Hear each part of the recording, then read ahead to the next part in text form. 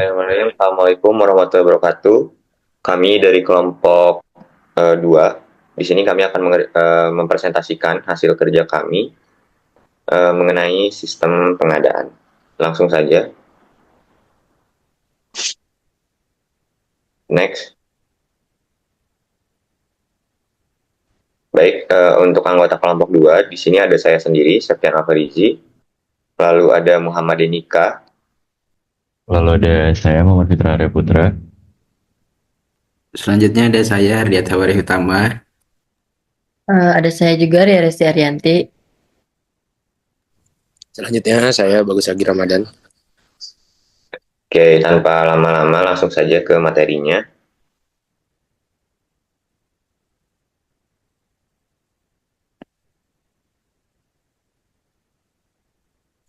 Oke, baik, untuk materi sekarang itu kita berdasarkan dari pertanyaan-pertanyaan yang kita diskusikan bersama.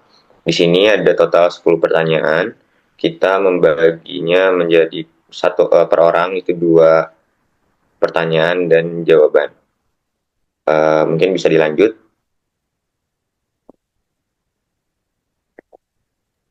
Oke, baik. Untuk pertanyaan yang pertama ini, dari pertanyaan ini diminta yaitu kita itu menentukan sebuah pernyataan kebijakan singkat tentang pentingnya menggunakan pemasok lebih dari beragam dan menjelaskan karakteristik atau fitur yang harus ada dalam kebijakan dari sumber buku chapter 3 itu. Di sini dapat hasil diskusinya itu didapatkan bahwa keberagaman pemasok itu keberagaman dalam rantai pasok didorong dengan melibatkan pemasok dari berbagai latar belakang termasuk bisnis milik minoritas, perempuan dan usaha kecil. Langkah ini itu bertujuan untuk mendorong inovasi, persaingan sehat serta pertumbuhan ekonomi sambil tetap menjaga standar kualitas, efisiensi, biaya dan keberlanjutan. Dari hasil diskusi kami juga didapatkan bahwa ciri kebijakan itu ada yang pertama ada komitmen keberagaman yaitu mendorong inklusivitas dalam pengadaan, yang kedua ada manfaat strategis yaitu untuk mendukung inovasi dan persaingan, dan yang ketiga ada kepatuhan standar yaitu untuk menjaga kualitas dan efisiensi, dan yang keempat itu ada tindakan nyata yaitu adalah mengimplementasikan kebijakan secara aktif.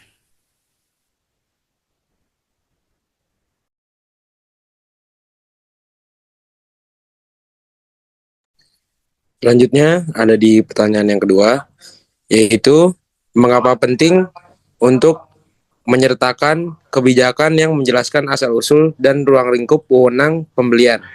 Apa yang mungkin terjadi jika kebijakan tersebut tidak ada? Lalu jawabannya, kebijakan yang jelas mengenai asal-usul dan ruang lingkup wewenang pembelian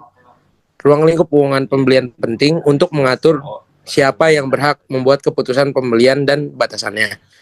Ini membantu memastikan pembelian sesuai prosedur dengan mengurangi penyalahgunaan wewenang dan meningkatkan akuntabilitas. Tanpa kebijakan ini, dapat terjadi kebingungan, pengambilan keputusan yang tidak sah, penyalahgunaan sumber daya, pemborosan, atau masalah hukum dan finansial. Selanjutnya. Baik, selanjutnya akan dijelaskan oleh saya. Yang dimana di sini adalah mengapa sebuah manajemen harus secara periode di review atau dilihat. Nah, untuk alasan-alasannya yang pertama ada untuk peninjauan berkala, yaitu menyesuaikan dengan perubahan bisnis, regulasi, dan operasional. Yang kedua ada meningkatkan efisien dan kepatuhan umum. Selanjutnya, dampak yang jika tidak ditinjau, yang pertama ada ketidakefisienan operasional dan risiko hukum. Yang kedua ada kehilangan peluang inovasi dan lemahnya manajemen pemasok. Untuk frekuensi peninjauannya, untuk yang minor itu biasanya setiap tahun dan yang mayor setiap 3-5 tahun.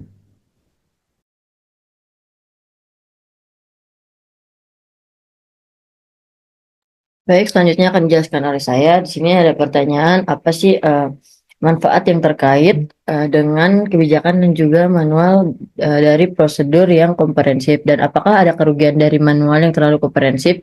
Tentu saja manfaat kebijakan dan kan prosedur yang komprehensif ini ada. Yang pertama ada standar yang jelas, jadi semua karyawan bekerja dengan aturan yang sama. Terus juga ada lebih efisien, menghemat waktu, terus juga mudah untuk pelatihan, membantu karyawan dengan belajar lebih cepat. Lalu juga ada mematuhi aturan, memastikan suatu perusahaan itu mengikuti suatu hukum yang regulasi. Terus juga ada keputusan konsisten, menghindari kebingungan dalam mengambil keputusan.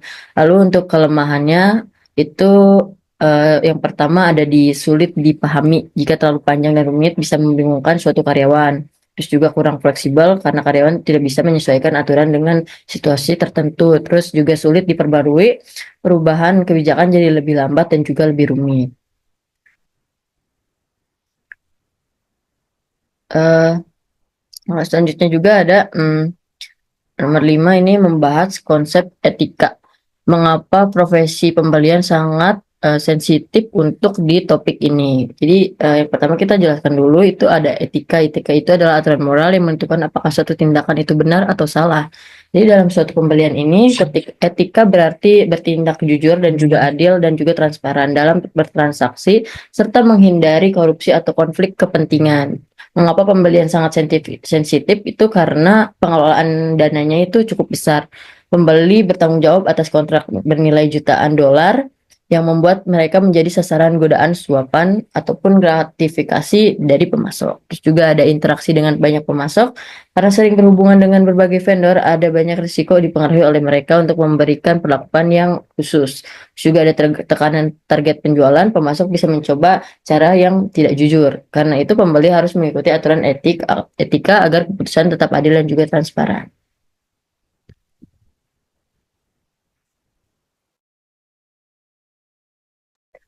Baik, selanjutnya di sini ada pertanyaan di mana perusahaan seperti Walmart dan IBM itu tuh sekarang sedang menekankan mengenai environmental performance pada rantai pasok mereka. Itu dan juga bagaimana dampak dari decision ini pada brand atau merek ini. Nah, pertanyaan pertama mengenai motivasi itu dapat dijawab dengan beberapa jawaban. Yang pertama, itu tuh ada kepatuhan regulasi dan manajemen risiko. Dengan memastikan pemasok memenuhi standar lingkungan, mengurangi limbah, dan meningkatkan efisiensi energi, itu dan menghemat biaya operasional, itu dapat membuat perusahaan seperti Walmart dan IBM itu dapat terhindar dari resiko hukum dan regulasi dari lingkungan itu sendiri.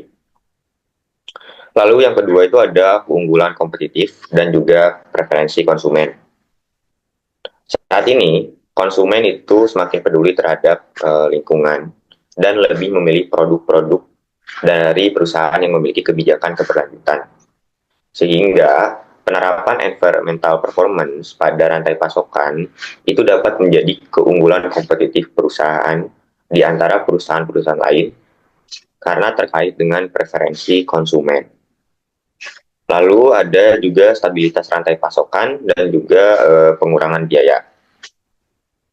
Dengan mengurangi limbah dan meningkatkan efisiensi energi dalam rantai pasok, itu dapat menghemat biaya. Boleh dilanjut? Oke. Untuk dampak, apa dampaknya terhadap merek dan bisnis ini? Itu ada 3.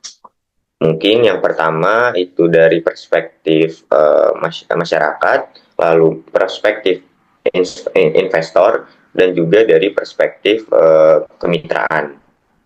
Dari perspektif merek, itu dapat membuat merek atau brand ini itu lebih dipandang positif, di mana perusahaan yang menerapkan environmental performance itu akan dilihat sebagai penggerak atau pendukung dalam keberlanjutan. Yang mana seperti saya bahas tadi, keberlanjutan itu menjadi satu topik di masyarakat yang sedang hangat, di mana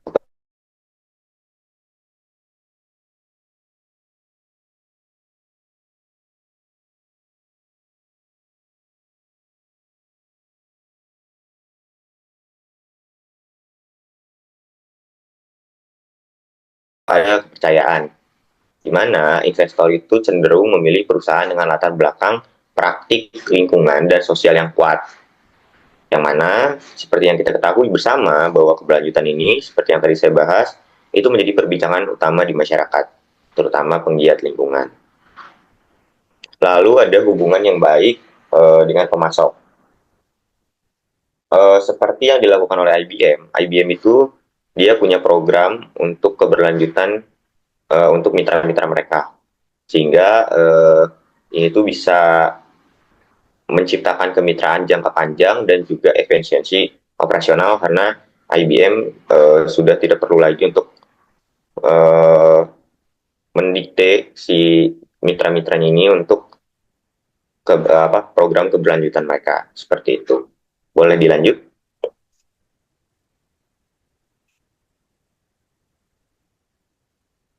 Oke, untuk di diskusi 7 ini itu mengenai LHR.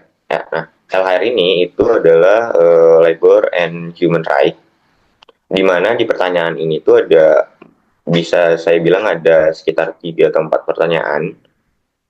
Pertanyaan yang pertama itu seberapa penting LHR bagi lingkungan rantai pasok saat ini. Nah, LHR atau Labor Human and Right itu sangat penting dalam rantai pasok, karena perusahaan harus memastikan praktik ketenaga kerjaan yang etis, yang memastikan rantai pasok keberlanjutan, di mana kegagalan dalam mematuhi standar ini itu dapat menyebabkan sanksi dan kehilangan kepercayaan dari pelanggan. Nah, yang pertanyaan yang kedua ini tuh lebih ke dampak dari LHR ini terhadap fair trade, sourcing overseas, dan kebijakan dalam global sourcing environment atau lingkungan global. Nah, penerapan LHR ini itu mendukung fair trade dengan memastikan upah layak dan kondisi kerja yang aman. Nah, perusahaan itu diharuskan untuk membuat kebijakan dengan mekanisme kepatuhan yang ketat, sehingga dapat memenuhi hak-hak manusia, dan utamanya adalah pekerja. Lanjut.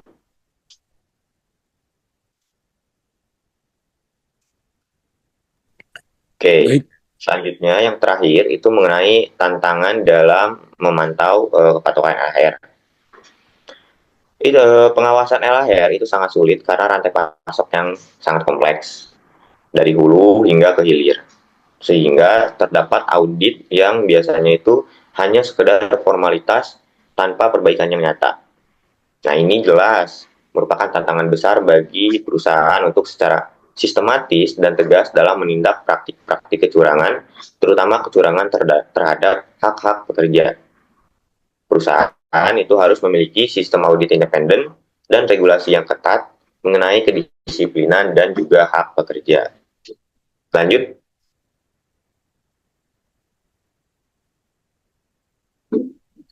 Baik, selanjutnya, apa saja risiko yang terkait dengan pembelian dan penjualan pintu belakang atau bisa disebut dengan maverick? Pertanyaannya, mengapa pembeli tertarik untuk mengendalikan praktik bisnis ini? Lalu, jawabannya, risiko pembelian maverick meliputi harga lebih tinggi dan kehilangan diskon, ketidakpatuhan terhadap kebijakan, dan masalah kualitas. Departemen Pembelian ingin mengendalikan praktik ini untuk memastikan kepatuhan dengan mengelola biaya dan menghindari risiko hukum atau finansial. Oke, selanjutnya.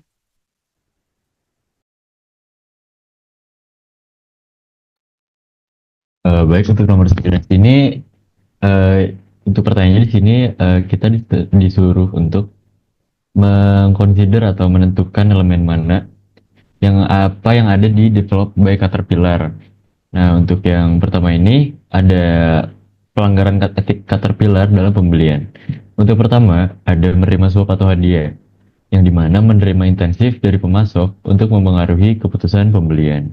Yang kedua yaitu praktik anti persaingan, yaitu bersekongkol dengan pemasok untuk membatasi persaingan pasar. Untuk yang ketiga ada penyalahgunaan informasi rahasia, yaitu menggunakan informasi eksternal untuk keuntungan pribadi. Yang keempat, dokumentasi tidak akurat, yang dimana di situ menyajikan laporan atau dokumen pembelian yang menyesatkan. Untuk yang kelima ada konflik kepentingan, yaitu memberikan kontrak kepada pemasok karena hubungan pribadi tanpa evaluasi objektif. Nah, yang ke-10 hasil pembahasan.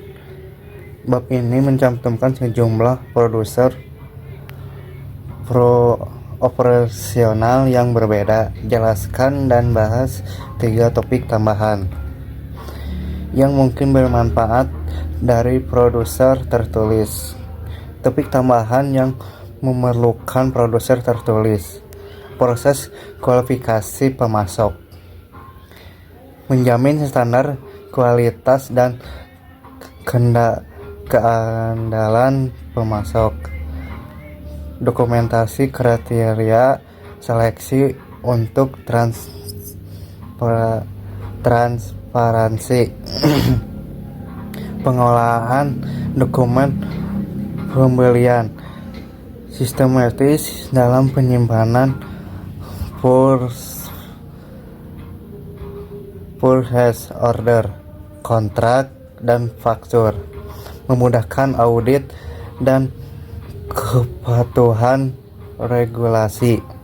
Analisis negosiasi harga. Pengambilan keputusan berbasis data. Transparansi dalam penetapan harga dan efektivitas negosiasi. Oke, baik. Mungkin itu saja presentasi dari kami dan hasil dari diskusi kami. Gitu saja, sekian. Terima kasih. Wassalamualaikum warahmatullahi wabarakatuh.